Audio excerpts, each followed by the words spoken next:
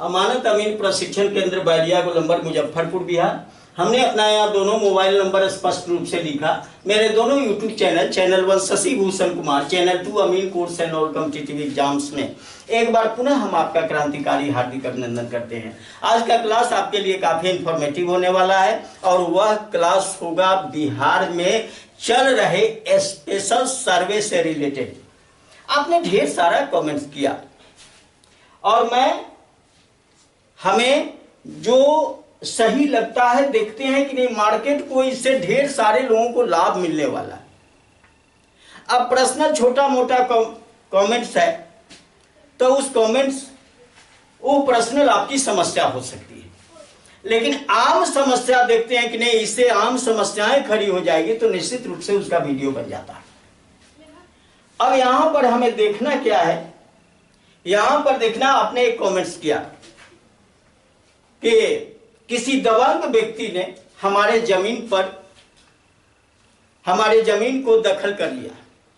किसी दबंग व्यक्ति ने हमारे जमीन को दखल कर लिया है और वह उस जमीन को छोड़ता नहीं है, उसको हम अपने अंडर में ही रखा है। इस सर्वे में क्या होगा? बहुत अहम सवाल आपने पूछा है हमसे। क्वेश्चन डाल देते हैं। आपने सवाल किया है कि किसी दबंग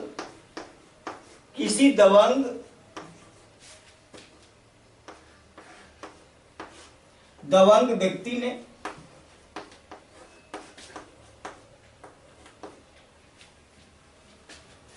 हमारे जमीन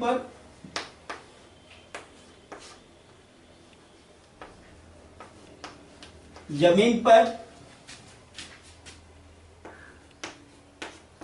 कब्जा कर रखा है।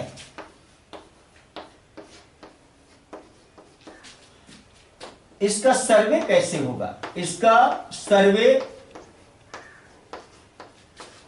कैसे होगा?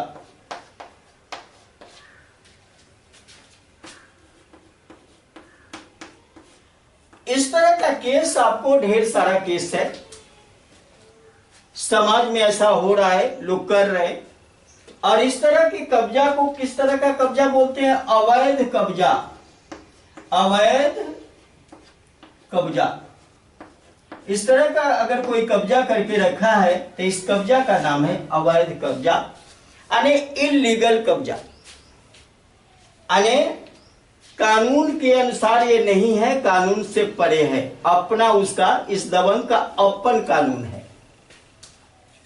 नियमता ये कानूनी, ये बिल्कुल ये समाज में ऐसा नहीं होना चाहिए। समाज में सबको जीने का रहने का अधिकार है। अब किसी दूसरे के अधिकार को हम लीगल अधिकार को क्यों समाप्त करें? ये हम लोगों को खुद है, कारण कि समाज मेरा है, सब लोग अपने हैं, ऐसा सोचना चाहिए। अवैध कब्जा किसी को नहीं करना चाहिए। अब अगर हो गया है और वो नहीं हट रहा है जमीन पर से, उसका क्या होगा? इसमें दो कंडीशन। पहला कंडीशन जो है अवैध कब्जा, यानी पूरी जमीन, पूरा प्लॉट अपने अंडर में कर लिया, पूरा प्लॉट उसके अंडर में है, अंडर में है। एक ये पॉइंट हो गया, इसमें पूरा प्लॉट आपका कब्जा करके रखा। दूसरा, उस व्यक्ति का वहां प्लॉट है, दबंग व्यक्ति का जो प्लॉट है अपने सीमांकन में वह प्लॉट का कुछ अंश पर कब्जा करके रखा है। आंशिक रूप से, आंशिक रूप से कब्जा कर रखा है।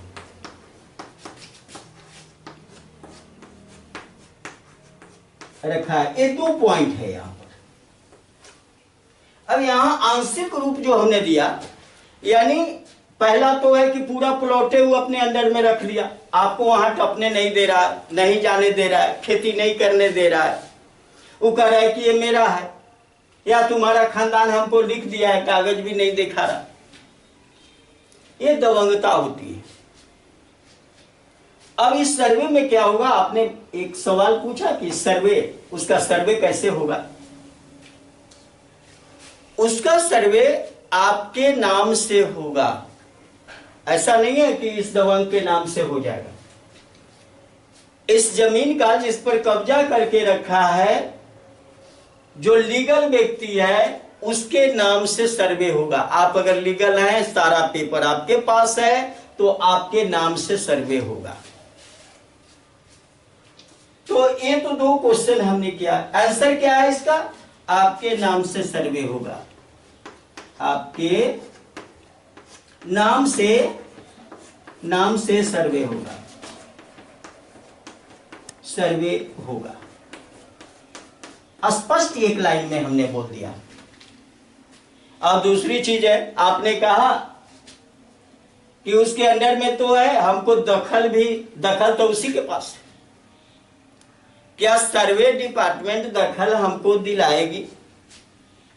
क्या सर्वे कर्मचारी अधिकारी हमको दखल दिलवा देंगे? तो ये सर्वे डिपार्टमेंट का काम नहीं है आपको दखल दिलवाने का, ये काम कोर्ट का होता है, ये सर्वे डिपार्टमेंट का काम नहीं है। एक लाइन मैं लिख दूं, दखल कब्जा कराने का काम, दखल कब्जा कराने का काम सर्वे का नहीं है, सर्वे का नहीं है। तो है किसका? तो कोर्ट का है, कोर्ट का है। बात यहां पर लिख दिया, किसका है? कोर्ट का है। कोर्ट में मामला जाएगा, कोर्ट आपको दखल दिला सकती है। प्रेजेंट में क्या होगा, मैं प्रेजेंट की बात कर देता हूं। अवैध कब्जा करके रखा है, पूरा जमीन कब्जा कर लिया, पहला पॉइंट। आपके नाम से सर्वे होगा, इस पॉइंट का आंसर आपके नाम से सर्वे होगा, नाम से सर्वे होगा, सर्वे होगा।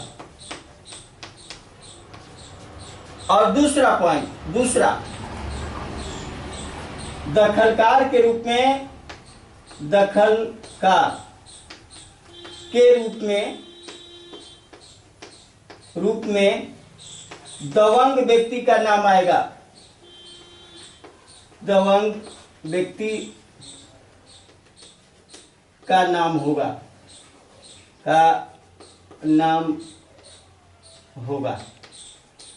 बस यही होगा। अगर उसका आंशिक अंश, प्लॉट का आंशिक अंश कब्जा करके रखा, तो उस आंशिक अंश में भी दखलकार के रूप में उस दबंग का नाम आएगा और सर्वे आपके नाम से होगा। ये दोनों बात हमने बताई, दोनों व्यक्ति वहां रहेंगे।